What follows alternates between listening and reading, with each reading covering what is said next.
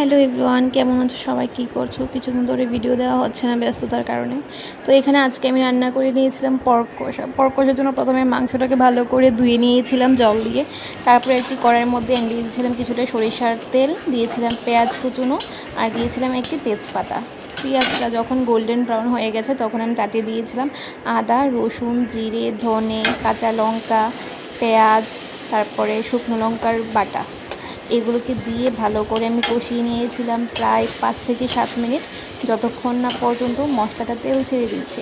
প্রথমে মশলাটাকে ভালো করে ভেজে নিতে হবে, কারণ নয়তো একটা কাঁচা গন্ধ বেরোয় মশলা থেকে, যেটা আমার একদম ভালো লাগে না।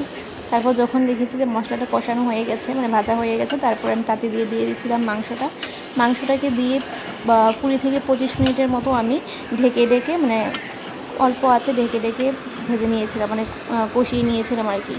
তো আমি তাতে এক্সট্রা কোনো জল ব্যবহার করিনি, কারণ আমার কষার মধ্যে জল ব্যবহার করা ঠিক ভালো লাগে না।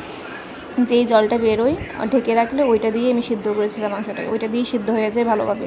তো তারপর দেখো প্রায় আধা ঘন্টা পরে আমার মাংস রান্না হয়ে গেছে, মানে কষানো হয়ে গেছে। তারপরে আমি নামিয়ে নিয়েছি।